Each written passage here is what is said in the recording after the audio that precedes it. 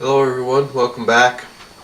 I'm just going to dive right into this unboxing video for the new Colt Cobra. It's the 2017 Cobra, they're calling it now, to differentiate it from the old Cobra, the old alloy frame Cobra. This is the new steel framed Cobra, 38 special. It handles plus piece. I was able to find this at my local large box store.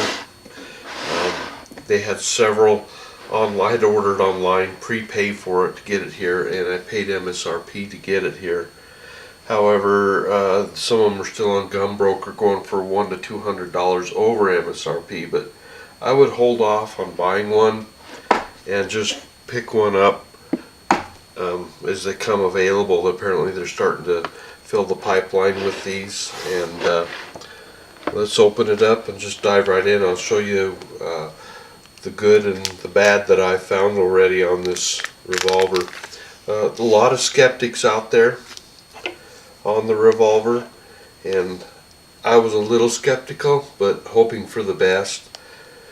And it is a Colt for sure. You can see we get the usual lock, the manual, free sample of gun oil, little Lucas gun oil in fact, and of course the firearm still wrapped up. They unwrapped it at the shop and got the serial number off of it. Let me look it over real quickly there, and I saw a couple of things, and I'm going to go ahead and pull it out of the wrap here and take a look at it and compare it to some, and show you what I've seen and compare it to some other guns I have here. So there it is. You've seen a lot of pictures of it, a lot of comments on it, people not wanting to buy the gun because of its caliber. Oh, it's not going to be an old Colt, build quality is going to be down. Well, some of that's true. The build quality is down a little bit on it from what I have seen. There are a few little technical things right off the bat that I noticed when I pulled it out. You can see, I'll bring it in close here, the fit is a little bit off on these, and it's in multiple areas on this, and you can see how the side plate fit is a little bit lacking on it. Pretty surprising for this day and age, and my fingernail actually hooks on that side plate.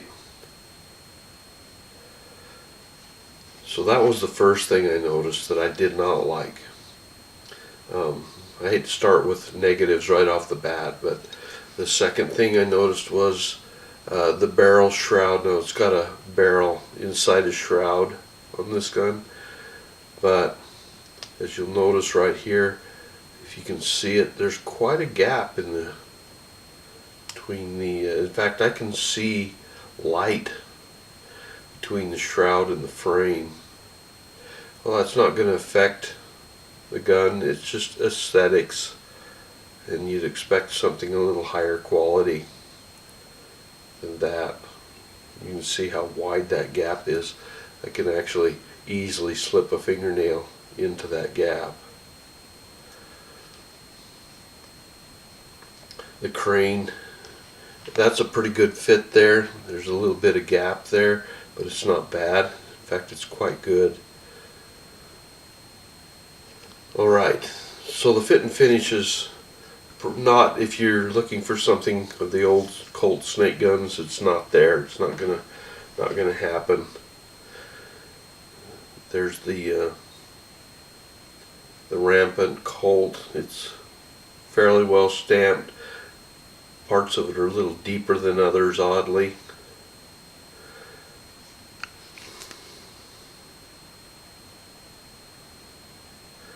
And the sights, the other negative I found right off the bat was the sights.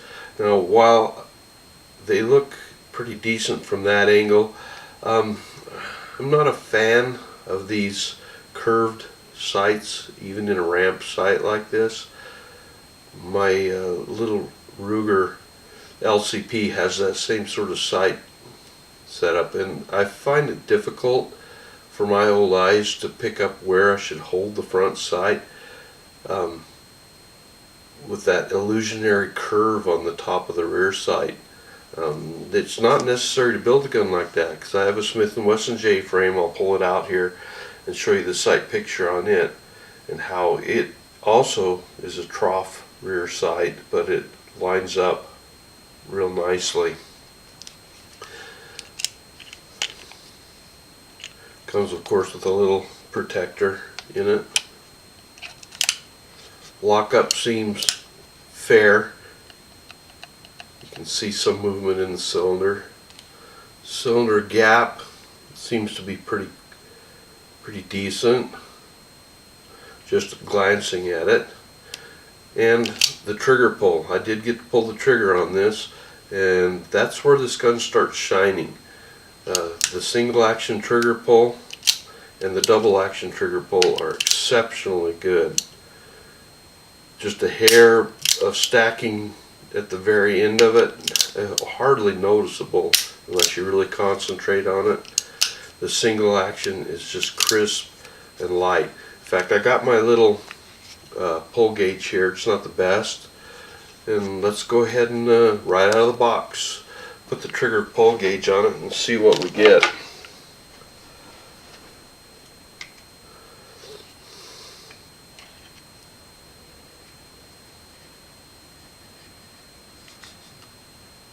Move it down and get it on the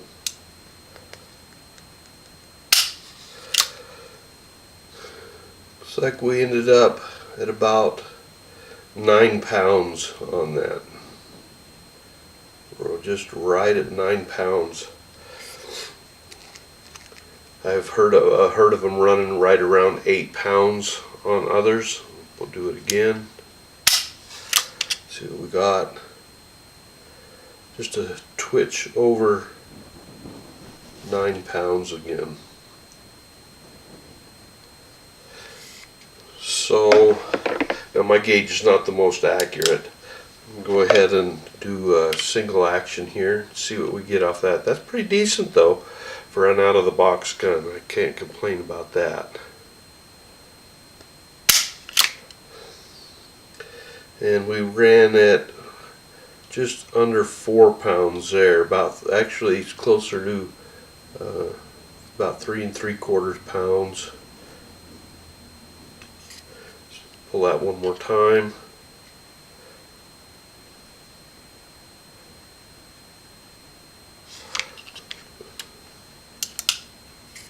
Let's cock it first, get it in single action. There we go. And again, right at 3.5 pounds.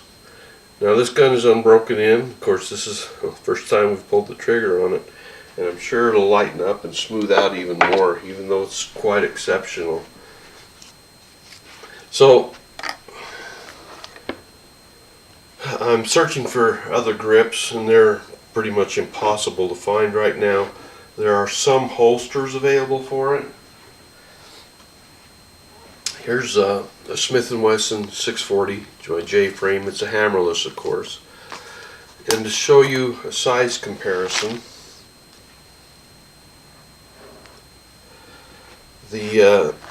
one of the best ways I know of to do that is to try and put the Cobra in the J-frame's holster. And it does fit until the point you try and snap it, and you can see we're quite a bit lacking. So the gun has some additional bulk to it. Could be even in the trigger guard.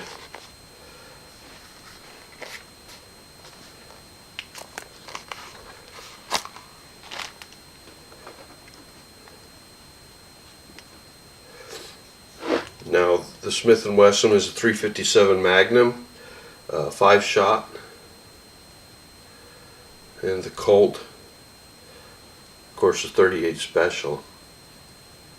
You can see the grips are quite a bit longer. I hope to remedy that. You can see the width of that larger cylinder,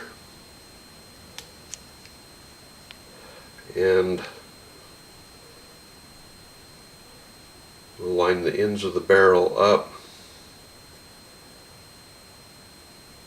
You can see it's a bit longer too, in fact quite a bit longer. So overall it's and wider too because of the larger cylinder. So there's a good example in comparison of a J-frame in 357 Magnum. Again, it's only a 5-shot. Now I was going to show you the sight picture also on the J-frame. You can see it has the flat rear sight. Very good sight picture. The only thing about it is it does not have any fancy kind of fiber optic. It's just a black ramp on the front. Other sight options are available. Of course they will be on the Colt too. And the Colt does have an advantage there in that it can be quickly changed out. I'm going to buy that Allen screw on the end of the barrel. Pull that out, slip out your old sight, pop in a new one.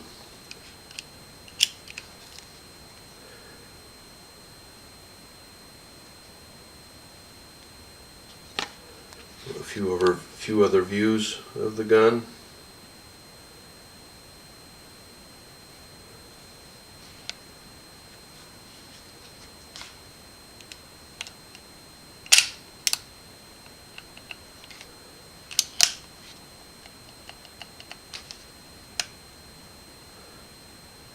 Once the trigger is pulled, lockup becomes exceptionally tight.